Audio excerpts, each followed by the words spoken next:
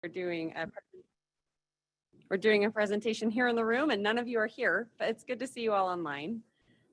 We haven't done this very much. We haven't really ever convened the consultant pool, which is why you're all here. You're part of this consultant pool. But we have something very new and pretty big, and so we wanted to get everybody together, the opportunity to give you information all at once. And of course, we're here when you have questions.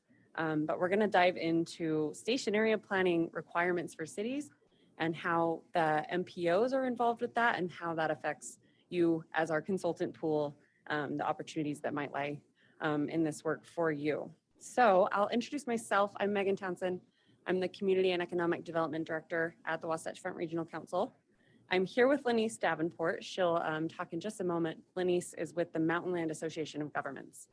And that's important because the station area planning requirements apply to both of our regions. And so we're working closely together on this. We're gonna talk to you about the new requirements for station area planning in Utah. House Bill 462, which is now state code, requires cities to plan around their regionally significant transit stations. There's new planning obligations for cities, new opportunities there, and new roles for the metropolitan planning organizations. The MPOs will be certifying these station area plans and providing technical assistance for station area planning, and that's where the pool comes in. We really do view this as a partnership with you. We can't do this work without you. The consultant community has a vast pool of knowledge and expertise, and it'll be really critical to the cities in not only accomplishing the new requirements that they are facing, but making it worthwhile, making a really great impact on our region. So we're excited to work with you all on this. You're invited because you're part of this pool. We're going to do a quick refresher on what that pool is. And this won't be totally comprehensive, but we're going to run through the station area planning requirements and direct you to resources to learn more. So here's our refresher on the pool. The current pool is the 2020 to 2022 pool. I'm really excited to not have to say that anymore next year when there's the 2023 to 2025 pool. So the pool will be refreshing at the end of this year. This is the Transportation and Land Use Connection Pool, the Planning Technical Assistance side, and the WFRC and Mountain Land Association of Governments Modeling Pool. Little overview, a little reminder about how procurement works. It's competitive procurement for projects awarded currently through TLC. Anything over $50,000 goes to a competitive procurement process where we invite at least 3 firms from the pool selected by the cities, whoever was awarded that project. And we do a shortened RFP period and proposal. Most of you have been part of these before. TLC awards are made annually. That will be different for station area planning. And a little update on the pool, when the request for qualifications comes out this fall, everybody will need to respond, and it will become the WFRC and Mountain Land Association of Governments Planning and Modeling Consultant Pool. Also glad to be shortening that name, but what's great about this is more planning opportunities. Maybe Lenice will want to speak to it a little more, but the Mountain Land Association of Governments is looking to begin a program that is modeled quite a bit after our TLC program. That'll be the MAG-TAG program. So more planning work to come, even beyond station area planning through the pool. And we're always excited to be a little more efficient with our time and yours and partner together on this. We're going to be using this pool to do the station area planning technical assistance that we'll be awarding to cities. So we're going to teach you a little bit about the station area planning work that will be done, and then talk about how we'll be awarding technical assistance and how that'll come your way. So there are 4 objectives to the station area planning work. And I'm going to talk about these because you'll see that they relate very much to the objectives of the Transportation and Land Use Connection Program and the work that we already partner with you on. Those objectives are to increase the availability and affordability of housing, promote sustainable environmental conditions, enhance access to opportunities, and increase transportation choices and connections. Fits with that work we're already doing. The station area plans should both advance these objectives between the communities, the state, and locals, and it should also be, in line with the city's visions. That's the balance we're hoping to strike, partnering with all of you. The desire is for communities to not just check the box on this, as with all planning, but to go and beyond, above and beyond, to thoughtfully plan their communities and have us make a real impact. The stations are very much overlap. You know, there's the station areas, which we'll talk about a little bit. They very much overlap with our Wasatch Choice Centers. A lot of planning work is already happening in these areas, and this will just reinforce that a bit. I'm going to talk to you a little bit about what you can expect in the coming months and over the next few years at the end. And Lanice is going to tell you all about the station area plans and what's now required of cities. Hello, everybody. We are very excited to be participating with the Wasatch Front Regional Council and partners on the station area planning efforts, and also very thrilled to announce that we're creating the MAG, the TAG, the Technical Assistance to Governments program. So please stay tuned for more information on that. So I'm going to talk a little bit about the station area planning requirements. I have 2 slides on the planning requirements, and then I'll get into some of the highlights of the timeline. So starting with this slide on the requirements, it's important to know the geographic area or the scope of what a station area plan needs to encompass. Essentially, it's a certain radius from the center of the platform of the station. So for local governments that have front runner tracks or streetcar stations, the planning radius is a half a mile from that station. And then for those locations that have a bus rapid transit, it's a 1/4 mile radius from the center of that station. So that is your planning station area requirement. Of note, a couple of things here. Some of the station areas might have more than one city within that station area. And then of course, those jurisdictions can work together to develop a joint station area plan. And one station area, nope, I said that. So for those station areas that are within close proximity to one another, for example, BRT stations, one SAP can be completed for all of those stations that are in close proximity to one another. All right. The other requirements of station area planning, we call these the 5 components of a station area plan. So every plan must have these elements. One is a vision. So your station area plan, the station area plan needs to identify the development opportunities and constraints of existing and future land, including open space and transportation. The other component is a map. So a map of the area that's subject, so the actionable implementation area of your station area plan. You also need there's a 5-year implementation plan. So these are things like who's going to do what and when over that next 5-year implementation area, who's responsible for infrastructure improvements, regulations, is there any legal issues or legal documents, funding, design, environmental remediation, those types of things need to be considered when you're thinking through your implementation plan. You'll need also a statement of how you plan to promote the 4 shared or regional objectives that Megan talked about earlier. So these are things like the availability and affordability of housing to include moderate income housing, how you can or will promote sustainable environmental conditions, enhance access to opportunities. I think most of you all probably are super familiar with this term, but essentially this is the number of persons that can get to any sort of job center, library, educational institution, and then vice versa.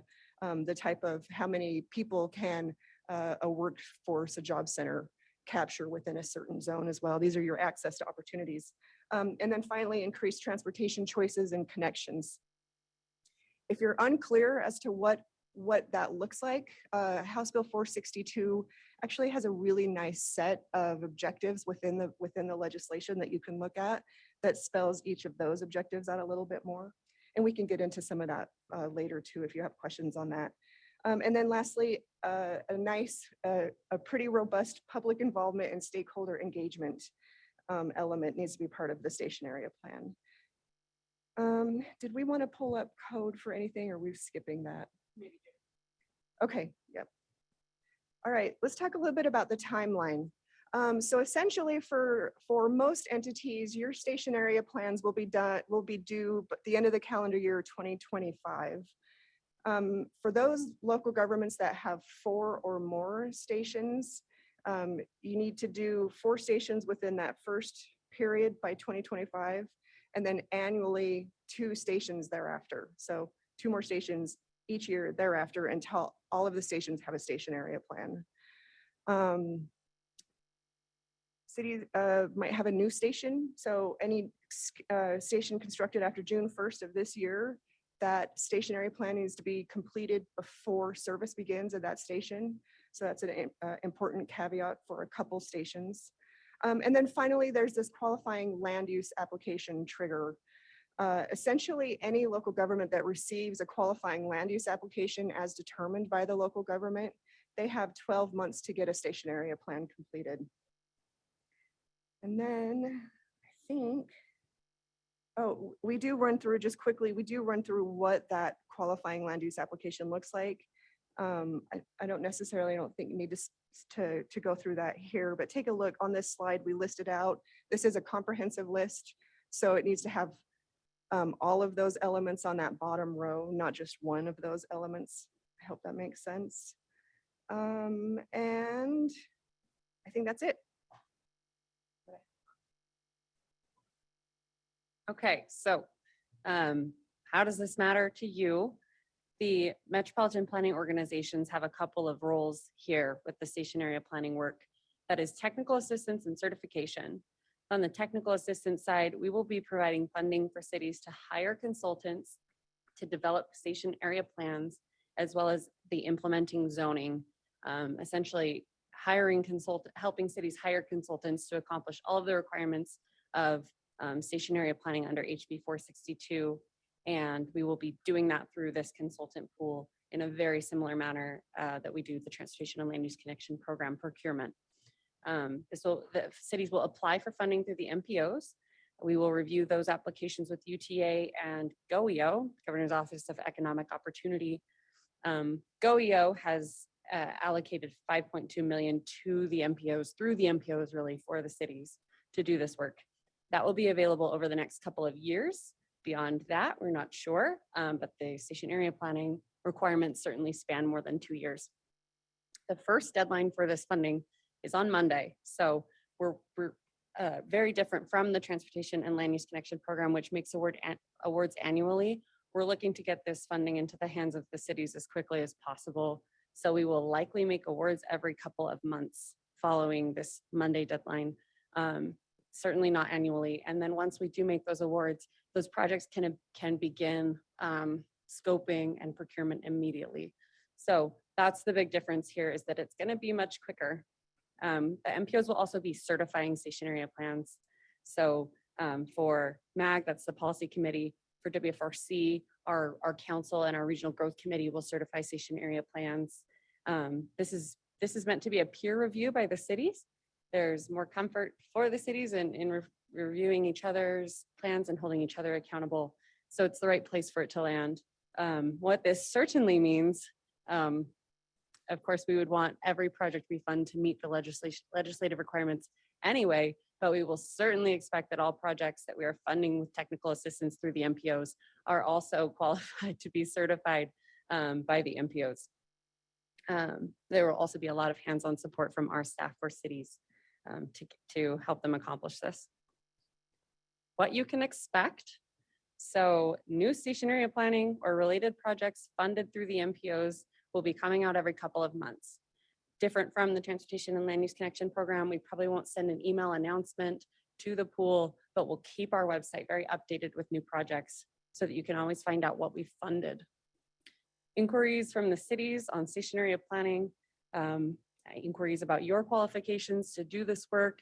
I think you can expect to hear from cities, especially that you have relationships established with, about your ability, your interest in doing station area planning. So if that is an area of expertise for your firm, that's something you can anticipate. I think the big thing here is invitations to submit proposals. So if the cities select you as one of their 3 or more consultants to invite to write a proposal for their project, those might come at any time of the year, and it will be based on those projects we funded through the MPOs. So you can expect some requests for proposals. We will be sure to scope all of these so that they fulfill Utah code. Like I said, we want to make sure we can certify all of this work and as well as make sure it furthers the city's vision.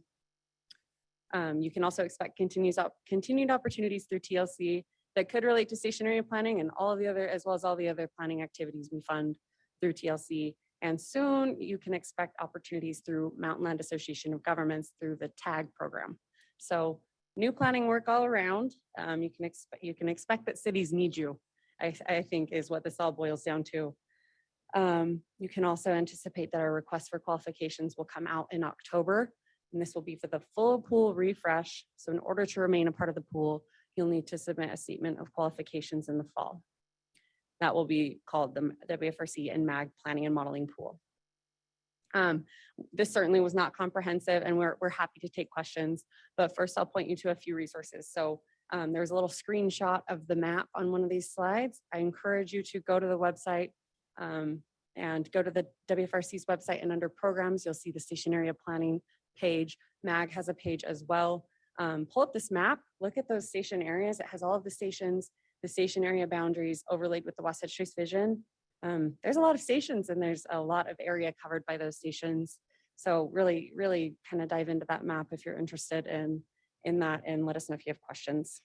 There's a bill summary online, and there are other resources as well on the website under, again, WFRC.org programs, and then go to station area planning. We really do believe this is a partnership with you. We know that you can enable the cities to meet these requirements, but also encourage them to go above and beyond. And we hope to continue our great partnership. We can't do this planning work without you. So thanks for coming today, and thanks for your interest. I think we have some time for questions if you're feeling brave and you want to jump in. I just wanted to clarify. Go ahead. I just wanted to clarify, so invitations are still being sent out to each of the consultants when they're solicited from the city? Yeah. Is that correct? Yep, Okay. the city decides who to invite. They have to invite 3 at a minimum. They can invite the whole pool if they'd like. That certainly could be that. It could be the case that a lot of the consultant firms in that pool don't do that type of work. However, so typically they shortlist those invitations. And the best way to get on their radar is to reach out to them prior to when they actually send out a request for proposals. Hence the posting on the website. Yeah. Okay, perfect. Thank you. Posting, yes, that's a good clarification. We will not post the RFPs on the website. We will post which projects have received technical assistance. Right. Yeah. Megan. Hi, this is Vicki at SOMAS. I did a message in the text, but I was just wondering if the new format, if the format's coming out in October, is it going to be a new format, or is it going to be similar to the pools that we've done in the past? Good question. It will change a little, adding this new work, adding the Mountain Land Association of Governments. The format will be pretty similar. We haven't written that request for proposal or for statements of qualifications yet, but you can expect something pretty similar. Yes, similar in length, similar in what we're asking for. The categories may change. Great, thank you.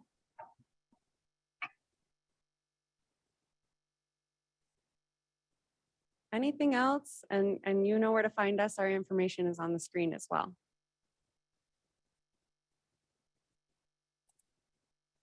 Megan, this is allow awkward silence. Okay, sorry, Lonnie. I'll break the silence. This is Lonnie. Hey, I am curious. There were a couple of station area plan kind of focused TLC grants. Are those kind of being wrapped towards this? How is that working? Good question. If there's a station area plan, there are, you're correct. There's several station area plans that are somewhere in having received funding, having been recently begun, all of that. We're going to take a look at those scopes and make sure that they can meet this code. First and foremost, TLC will remain a place where station area planning related work can go. But we imagine that this new funding will be a little more nimble for the time being and allow cities to meet these deadlines that they're under, particularly if they receive a qualifying land use application that propels that deadline a little bit. So TLC station area planning work will probably continue in a lot of ways, there are stations that aren't covered by this legislation, right? There are, a city's most significant bus station may not be in a fixed guideway, but they still may feel the desire to do station area planning around that station, right? So there's lots of different work that might not be covered by this legislation that we'll continue to do through TLC. But while this other funding is around, it will probably get a lot of that work. And every station area plan we fund from here on out should really meet this code. Thank you for that clarification. No problem. Megan, one more question really quick. Are you going to share your slides? Yes, we can share the slides, and this whole thing is recorded too, and we'll post that. Great, thanks. Okay, if you are cooking up a question, please reach out. Our doors are always open, but this was a really efficient way for us to give you this information. So thanks for coming. The pool is critical to the work that we do. So thanks so much. Meg, can I jump in and make a brief comment, please? Please. I know there might be some other questions here, but I'm Andrew Gruber. I'm Executive Director of WFRC, and really on behalf of all of us and all the communities that we work with on this work, I just want to say thank you, to echo what Meg and Lenise have said, and thank all of you in the consulting community for your interest and your partnership on this. And we really do view it in that way, that in our organizations, the MPOs, our communities, and we are all working together as partners on this really important work. There's so much appropriate energy and attention in our region, in our state, to dealing with these huge growth pressures that we have as being the fastest growing state in the nation over the past decade. Housing pressures, air quality, traffic congestion, water. And so this work, station area by station area, community by community, neighborhood by neighborhood, is really part of this broader effort to try to make sure that we have continued great quality of life in our region for generations to come. So we feel the heavy weight of responsibility to do this work and to do it right, but in a way that's not telling each community, here's what you must do, but helping them to figure it out. And that's where our core partnership comes in, bringing the expertise that you all have, that we could never do it on our own without all of you. So I just want to say thank you. And it's really terrific that, as Megan noted, the legislature has provided over $5 million to WFRC and MAG to hire you to do this work. The cool thing from a business development perspective is that with these plans in place, of course, that is the plan that leads to future investment and future development to actually implement those plans. So in some ways, each of these plans is really the starting point for more to come going forward. So we encourage you to invest in this work. We need to have this community of expertise now and for a long time to come to make sure that we can get this work done and help our communities be successful and again, maintain that great quality of life that Utah offers. So thank you again for your participation and your partnership.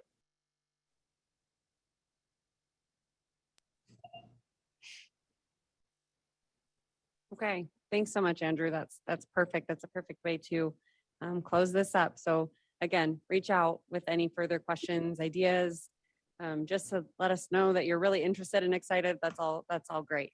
So thank you. We love to hear from you.